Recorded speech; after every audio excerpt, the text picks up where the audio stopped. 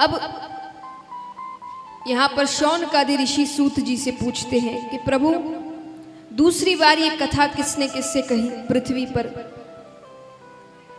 सूत जी कहते हैं कि आत्मदेव नामक एक ब्राह्मण रहता था तुंगभद्रा नदी के तट पर। भगवान का बहुत बड़ा भक्त, भगवान को बहुत मानता, पूजा पाठ करता, दान धर्म करता। उसके पास भी काफी धन था, वो खुश था। सिर्फ एक चीज की कमी थी, उसे कोई संतान नहीं थी, बाकी वो हर तरीके से खुश था। पत्नी थी। अब देखा जाए तो पत्नी उससे बिल्कुल विपरीत। वो जितना अच्छा सच्चा, पत्नी जब तक सुबह उठने के बाद एक दो घर में कलह ना करवा दे, वो तब तक भोजन ना करे। लेकिन इस पर भी आत्मदेव प्रसन्न था। क्यों? वो भगवान से कहता कि ऐसी पत्नी दी है तो आप में लगा हुआ हूं, अच्छी दी होती तो उसी के पीछे लगा रहता, कम से कम आपकी भक्ति तो कर रहा हूं। तो वो इस पर भी प्रसन्न ही था। वो सोचे वो अपनी जिंदगी जी रही है, मैं अपनी जिंदगी। लेकिन बस उसे संतान नहीं थी। उसने बड़ी कोशिशें की, हर प्रकार से कोशिश की, लेकिन संतान नहीं हो रही। हार कर वो कहता है कि एक काम करते, वो अपने घर पर एक गौ माता लेकर आता है। और उसने सोचा कि गौ माता की जो बछड़ा या बछड़ी होगी उसी को अपनी संतान मानकर मैं पाल लूंगा। लेकिन ऐसा दुर्भाग्य कि वो गौ माता भी बांझ निकली। अब उसे ऐसे लगने लगा कि शायद मैं खराब हूं, मैं मनहूस हूं, मैं जिसे अपने घर लेकर आता हूं उसके संतानें नहीं होती। उसे अपने आप से इतनी घृणा होने लगी कि उसने सोचा कि इस जीवन को ही त्याग देना चाहिए। नदी में कूदने ही वाला है कि पीछे से एक ऋषि उसे खींचते हैं।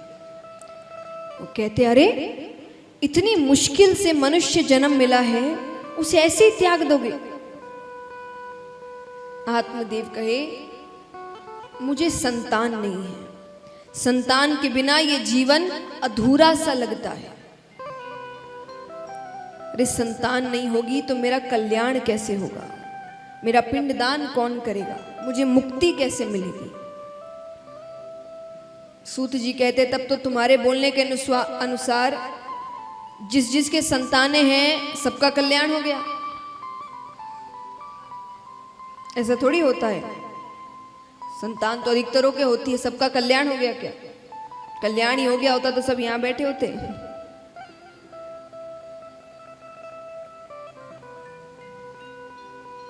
वो ऋषि कहते हैं, पिंडदान या पिंड यानी शरीर, इसको भगवान की भक्ति में लगा दो, हो गया पिंडदान। और भगवान की भक्ति में लगा दिया तो हो गया कल्याण। तो जब खुद का कल्याण खुद ही कर सकते हो तो दूसरों पर निर्भर क्यों हो? पर जैसा मैंने कल कहा, हमें आदत है दूसरों पर निर्भर होने की हर चीज के लिए। संत बहुत समझाते हैं, बार बार नहीं पाइए मनुष्य जन्म की मौज। ये जन्म बार बार नहीं मिलता, एक ही जिंदगी है, सब कुछ इसी जिंदगी में करना है। बहुत कुछ समझाते हैं। वो कहते हैं, अगर संतानें ही पैदा करने के पीछे पागल होना है तो फिर देखा जाए तो हम में और पशुओं में अंतर कितना रह गया है। वो क्या करते हैं? अपना पेट भरते हैं, पेट भरने के लिए थोड़ी बहुत भाग दौड़ करते हैं और बच्चे पैदा करते हैं। हम भी यही कर रहे हैं, अपना पेट भरने के लिए थोड़ी भाग दौड़ कर लेते हैं और बच्चे पैदा कर रहे हैं। बस हम में और पशुओं में अंतर कितना रह गया। अगर जीवन में कोई ढंग का काम ही नहीं किया, ऐसा काम किया ही नहीं जिसमें आपकी बुद्धि का इस्तेमाल हो, तो फिर भगवान कहेंगे तुमको पशु ही बना देना चाहिए था, वही अच्छा था। मैंने तो एक जन्म अपना खराब कर दिया। ऋषि बहुत समझाते हैं पर मानो ये सारी बातें व्यर्थ गई। आत्मदेव रोने लग गया, आप मेरी सहायता करिए, ऐसा कुछ तो आशीर्वाद दीजिए कि मुझे एक संतान हो जाए, मुझे ज्यादा की चाह नहीं है। उनको दया आ जाती है तो उन्होंने एक फल दिया, फल देकर कहा इसे अपनी पत्नी को खिला देना, तुम्हें पुत्र होगा और बड़ा तेजस्वी पुत्र होगा। क्यों? क्योंकि मैंने अपने आज तक के पूरे तप का तेज इसमें डाल दिया है। मैंने जितने भी पुण्य किए, तप किए, वो सारा फल मैंने इसको दे दिया। ठीक है, बड़ा प्रसन्न होकर घर जाता है, पत्नी को फल देता है, इसे खा लेना, ऐसी ऐसी बात हुई थी। ठीक है, अब पत्नी मन में सोचे कहां से फल लेकर आए हैं, खाने से क्या हो जाए, और चलो मान लो मैं गर्भवती हो भी गई तो 9 महीने तक हर जगह आना जाना बंद, मुझसे तो नहीं होगा। चलो आना जाना बंद सहन कर भी लिया, तो जब बच्चा पैदा करते हैं तब जो असहनीय पीड़ा होती है उसको कौन सहे। चलो वो भी सहन कर लिया, तो बच्चा जब तक 4-5 साल का ना हो जाए तब तक उसी के आगे पीछे घूमते रहो। वो कहती है मुझसे तो ये सब नहीं होगा। वो ये सब सोच ही रही थी कि उसकी बहन का आना होता है। उसने अपनी बहन को सारी बातें बताई। बहन ने कहा सुनो, तुम्हारे पास धन की कमी नहीं, मेरे पास संतानों की कमी नहीं। मैं 1 महीने के गर्भ से हूं, तुम अपने पति से कहो तुमने फल खा लिया, तुम गर्भवती हो गई, लेकिन बच्चा तुम अपनी बहन के घर पैदा करो, तो जो मेरे संतान होगी मैं तुम्हें दे दूंगी और तुम मुझे उसके बदले बहुत सा धन दे देना। ठीक है, फल का क्या करें? बोले ऐसा कौन सा इन फलों से कुछ होता है, गौ माता की टोकरी में डाल देते। उसको गौ माता ने खा लिया तो गौ माता गर्भवती हो गई। अब 9 महीने बाद दोनों को बालक होते हैं। वो तो अपनी बहन का बालक लेकर आती है और यहाँ पर गौ माता को भी एक बालक होता है। विचित्र, शरीर मनुष्य का है पर कान गाय के हैं। तो दोनों का नाम रखा गया। तो गौ माता से जो बालक हुआ उसका नाम रखा गौकर्ण, यानी गाय के जैसे कान, तो गौकर्ण। और पत्नी का नाम था धुंधली, तो धुंधली से जो बालक हुआ उसका नाम रखा धुंधकारी। अब दोनों बच्चे बड़े हो रहे हैं। गौकर्ण जी बड़े अच्छे बालक हुए, एकदम सीधे, आज्ञाकारी, अच्छे काम करते। और यहां पर धुंधकारी सर्व अवगुण संपन्न। नहीं सुना हो तो फिर से कहूं, सर्व अवगुण संपन्न। ऐसे कोई अवगुण ना हो जो उसमें ना हो। वो चोरी करता, वो झूठ बोलता, वो नशा करता, वो मदिरापान करता। अब यहां पर जब थोड़े अच्छे बड़े हो गए तो गौकर्ण जी ने पहले भी देखिए, पहले जो गृहस्थ का भी पालन करते थे वो जीवन भर गृहस्थ में नहीं रहते थे। जब उनके बच्चे समझदार हो जाते थे तो बच्चों को उनके भरोसे छोड़कर वो वन की ओर चले जाते और वहां पर एक संत का जीवन या ब्रह्मचर्य का पालन करते थे। तो यहां पर गौकर्ण जी ने भी कहा कि अब मेरी भी उम्र अच्छी हो गई है, मुझे भी गुरुकुल जाना है। जैसे आजकल होता है ना, बच्चे बड़ी पढ़ाई करने के लिए शहर, दूसरे शहर इधर उधर जाते हैं। जब थोड़े बड़े हो जाते तब जाते, पहले गुरुकुल जाते थे। अब दूसरे शहर पढ़ने जाते हैं तो अपने काम खुद करने पड़ते हैं, खुद उठना पड़ता है, सब कुछ खुद करना पड़ता है। गुरुकुल में भी सब कुछ खुद करना पड़ता था। तो ये बस नाम ही बदलते हैं, बाकी जो पहले से होता आ रहा है वही चीज हो रही है आज भी। तो गौकर्ण जी ने कहा कि मेरे हिसाब से मैं गुरुकुल जा रहा हूं और आपको भी अब वन चले जाना चाहिए। अच्छी बात है, मां तो नहीं मानी, पिताजी चले गए वन में, गौकर्ण जी गुरुकुल चले गए। अब यहां पर सिर्फ धुंधली और धुंधकारी, धुंधकारी के पाप बढ़ते जा रहे हैं, चोरियां डकैतियां बन रही है। अब एक दिन उसे नशा करना था, उसके पास पैसे नहीं थे, तो वो अपनी माँ से मांगता है। अब माँ के पास तो कुछ भी नहीं है, अब उसे वो नशा मिल नहीं रहा, तो उसे इतना क्रोध आया कि उसने गुस्से में अपनी माता को ही मार दिया। अब यहां पर वो अकेला है, कई स्त्रियों को अपने साथ लेकर आ गया घर पे। उन स्त्रियों के कहने पर राजा के खजाने में चोरी की।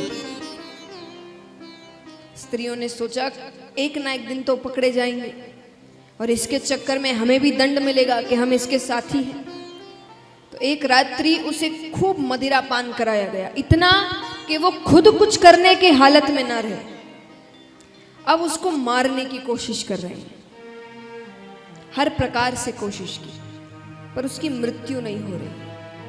पीड़ा हो रही है, तकलीफ हो रही है, वो अधमरा हो चुका है, लेकिन वो मर नहीं रहा।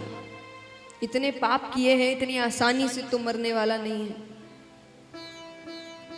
अंत में गरम गरम दहकते हुए कोयले होते हैं ना, वो उसके मुख में डाल दिए गए। बहुत दर्दनाक मृत्यु आई उसे। मृत्यु के बाद भी उसे प्रेत योनि प्राप्त हुई, यानी मुक्ति नहीं मिली उसे। अब यहां पर गौकर्ण जी को पता चलता है, वो गया में श्राद्ध इत्यादि करवा के आते हैं, अपने घर आते हैं, घर को साफ करते हैं, सोने लग रहे हैं कि किसी के रोने की आवाज आती है। गौकर्ण जी कहते कौन रो रहा है? एक आवाज आई, मैं तुम्हारा भाई धुंधकारी हूं, मुझे प्रेत योनि प्राप्त हुई है, मेरी मुक्ति के लिए कुछ करो। अरे वो कहते मैंने तो श्राद्ध इत्यादि सब करवा लिया, उसके बाद भी तुम्हें प्रेत योनि प्राप्त हुई। धुंधकारी कहता है गया श्राद्ध शते नापि मुक्तिर में न भविष्यति। गया में एक बार क्या 100 बार भी मेरा श्राद्ध करवा दोगे फिर भी मुझे मुक्ति नहीं मिलेगी, मैंने इतने पाप किए हैं, तुम मेरे लिए कुछ करो। ठीक है, सुबह बताता हूं। गौकर्ण जी सूर्य उदय होने से पहले उठ जाया करते थे। सूर्य नारायण भगवान को वो रोकते हैं, कहते हैं जो त्रिकाल संध्या करते हैं उनकी बात देवता बहुत जल्दी सुनते हैं। त्रिकाल संध्या क्या होता है? दिन में 3 बार पूजा एक समय पर, यानी दिन माने ऐसा नहीं कि पूरा दिन ही या पूरा शाम, या एक समय और फिर उसी समय पर आपको रोज पूजा करनी है। तो सुबह, शाम और रात्रि में, इसको कहते हैं त्रिकाल संध्या। ये जो करते हैं उनकी बात, उनकी इच्छाएं देवता बड़ी जल्दी सुनते हैं। तो गौकर्ण जी त्रिकाल संध्या करते थे। सूर्य नारायण भगवान को वो रोकते हैं, वो रुकते हैं, क्या चाहिए? उन्होंने सारी बात बताई, ऐसी ऐसी बात है, मैं क्या करूं, उसे मुक्ति कैसे मिले? सूर्य नारायण भगवान ने कहा एक काम करो, तुम श्रीमद् भागवत कथा सप्ताह पारायण करो, वो सुने, उसको बैठाकर पूरी कथा सुनानी है। ठीक है, तो तैयारियां की गई। अब जब कथा हो ही रही है तो कईयों को बुलाया गया कथा में, कई भक्त आए। अब क्योंकि वो प्रेत है, वो एक जगह बैठ नहीं सकता, तो 7 दिन की कथा में तो 7 गांठों वाला बांस मंगाया गया, उसके बीच उसको रखा गया। पहले दिन की कथा होती है, पहली गांठ फट जाती है, दूसरे दिन की कथा दूसरी गांठ फटती है, करते करते 7 दिनों में 7 गांठें फटती है और उसमें से एक दिव्य पुरुष निकलते हैं, धुंधकारी जी। उनको लेने भगवान का विमान आता है। गौकर्ण जी कहते रुको, कथा सबने सुनी है, विमान सिर्फ इसके लिए क्यों? यहां पर कितने हैं जो सोच रहे हैं कि 7 दिन की कथा सुनेंगे? हाथ उठाना। तो मान लीजिए आपने 7 दिन की कथा सुनी है और 7वें दिन यहां में से सिर्फ किसी एक को भगवान आए और दर्शन देकर चले जाए, आपको अच्छा लगेगा? हाँ नहीं ना, आप कहेंगे भाई सुनी तो हमने भी है, समय तो हमने भी दिया है, हमको दर्शन क्यों नहीं हुए? तो गौकर्ण जी ने भी यही कहा कि हम सभी ने कथा सुनी है, विमान सिर्फ इसके लिए क्यों? तब जो भगवान के पार्षद आए थे वो कहते हैं केवल सुनने से कल्याण नहीं होता। अपने जीवन में कुछ भी अच्छा करने के लिए एक बात हमेशा याद रखिएगा, या यूं कहूं 3 शब्द हमेशा याद रखिएगा। जीवन में कभी भी अगर कोई बदलाव करना है, कुछ नया करना है, कुछ अच्छा करना है, तो केवल 3 शब्दों को याद रखिए, श्रवण, चिंतन, मनन। ये 3 शब्द आपके जीवन को बदल सकते हैं। कैसे? कोई भी अच्छी चीज हम सुनते हैं, श्रवण, ये तो सभी कर लेते हैं। कथा में भी आप कथा सुनते हैं, उठते हैं, कपड़े झाड़ते हैं, घर जाते हैं, भूल जाते हैं, है ना? घर के कामों में लग जाते, किसको इतनी चीजें याद रहती हैं? दूसरे दिन आते हैं, कुछ याद नहीं। ऐसे कितनी बार भी कथा सुन लो, कितनी बार भी अच्छी बातें सुन लो, कितनी बार भी ज्ञान की बातें सुन लो, बदलाव नहीं आएगा। क्योंकि सिर्फ श्रवण यानी सिर्फ सुनने से कुछ नहीं होगा। दूसरा क्या है? चिंतन। श्रवण के बाद चिंतन, यानी आपने कथा सुनी, घर जाकर आप उसका चिंतन करते हैं। क्या बात हुई, क्या कहा गया, उसमें से कौन सी बातें मुझे अच्छी लगी, किस बात का क्या अर्थ है, किस बात का क्या सार है, उसको कहते हैं चिंतन। पढ़ाई भी ऐसे ही करते हैं। ऐसा थोड़ी स्कूल में जो सुनकर आए बस उसी को याद रख के अब जिस दिन एग्जाम होगा उसी दिन जाके दे देंगे। होता है कैसा? घर आते हैं, रिवीजन करते हैं, पढ़ते हैं, होमवर्क करते हैं, ये सब है चिंतन। और आखिरी में आता है मनन, यानी उसको जीवन में उतारना, एक गहराई में समझना, उसको जीवन में उतार लेना। क्योंकि सिर्फ सुनने से और समझने से क्या होगा अगर आप उसको जीवन में उतारोगे नहीं। मैं आपसे कहूंगी सच बोलो, सच बोलो, आपने सुन लिया, घर जाकर आपने चिंतन भी कर लिया, हाँ सच बोलना अच्छी बात है, सच बोलना चाहिए, लेकिन जब तक बोलोगे नहीं वो जीवन में बदलाव कैसे आएगा? आप एग्जाम में क्वेश्चन पढ़ते हो, आपको पता है कि इसका उत्तर एक फॉर्मूला है, उससे निकल आएगा। अब उस फॉर्मूले को आप 1 बार पढ़ लो, 2 बार पढ़ लो, 3 बार पढ़ लो, 10 बार पढ़ लो, 50 बार पढ़ लो, उत्तर निकल आएगा।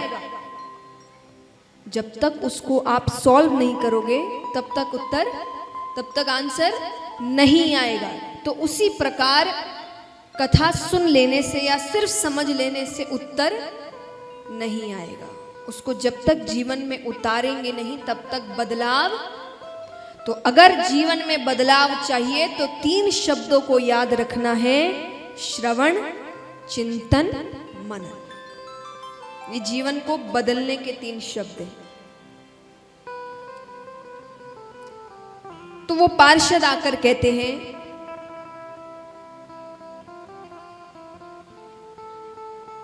कि आप सब तो कथा सुन रहे थे, आपने कथा सुनी, आप घर चले गए, आप भूल गए। अब वो तो कहीं जा नहीं सकता था, वो तो वहीं बैठा था। तो वो क्या करता? वो उस कथा के बारे में चिंतन करता, क्या कहा गया, क्या हुआ, उसका सार निकालता तो उसे बहुत रोना आता कि मुझे क्या करना था, मैंने क्या किया। वो खूब रोता, भगवान का नाम जप करता। तो ये करते करते करते उसके सारे पाप कट गए। उसने इतना प्रायश्चित किया, वो इतना भगवान का नाम लेता था, उसने अपनी गलती इतनी मानी कि उसके सारे पाप इन 7 दिनों में ही कट गए। इसीलिए 7वें दिन उसके लिए भगवान का विमान आता है। तो इन बातों को ध्यान में रखकर दूसरी बार कथा करी गई। और दूसरी बार जब कथा हुई तो जितने भक्त थे उन सब के लिए भगवान का विमान आया और सबको भगवान के धाम लेकर जाता। बोलिए श्रीमद् भागवत महापुराण की। प्रेम भी कौन सा? निस्वार्थ। हम और आप जो प्रेम करते वो स्वार्थ का है, वो हमारे काम के हिसाब से होता है। जिससे स्वार्थ है उससे प्रेम है, जिससे स्वार्थ नहीं उससे प्रेम नहीं। तो उसको प्रेम नहीं कहते। प्रेम यानी निस्वार्थ प्रेम, कोई स्वार्थ नहीं है जिसमें, उससे रिश्ता सिर्फ प्रेम के लिए, कोई काम नहीं, कोई फायदा नहीं, कुछ नहीं। वो सबसे कीमती होता है दुनिया में। तो सभी ने पूछा कि ये कहां मिलेगा, आप बताइए, क्योंकि कहीं तो होना चाहिए जो प्रेरणा स्वरूप हो, उससे लोग सीखे। तो इस पर भी सब जवाब देने लगे। तो कोई कहे कि हो ना हो ब्रह्मा ब्रह्माणी के पास तो होगा। बोले नहीं, ब्रह्मा जी तो रचना के कार्य में इतने व्यस्त हैं, उनके पास ब्रह्माणी के लिए समय ही नहीं है। तो वहां नारद जी भी बैठे थे। नारद जी ने कहा हो ना हो मेरे प्रभु विष्णु भगवान और लक्ष्मी माता के पास तो जरूर है। ऋषिगण कहते वहां भी थोड़ी कमी है। कैसे? अरे बोले इतना प्रेम होता तो समय न समय देखकर वो भक्तों के पीछे थोड़ी दौड़ते। उनका झुकाव भक्तों के प्रति ज्यादा है। गजेंद्र की कथा आती है, आगे के दिनों में आएगी। मध्य रात्रि में उसने पुकारा, भगवान पैदल दौड़ चले गए लक्ष्मी जी को छोड़कर। इतना बोले प्रेम होता तो साथ लेकर जाते। तो वहां भी तो सबने कहा फिर आप ही बताइए। तो ऋषिगण कहते हैं अगर प्रेम की पराकाष्ठा कहीं पर है तो वो है महादेव जी और पार्वती माता के साथ। एक तो वो उनके आधे अंग पर विराजती है और महादेव जी ज्यादा से ज्यादा समय कैलाश पर्वत पर ही रहते हैं। उनसे ये तीनों देव को भी जब मिलना होता है तो वो कैलाश पर्वत आते हैं, ये जल्दी से कहीं नहीं जाते। कोई बहुत ही जरूरी काम हो तो वो जाएंगे, वरना वो कैलाश पर्वत छोड़कर जाते ही नहीं।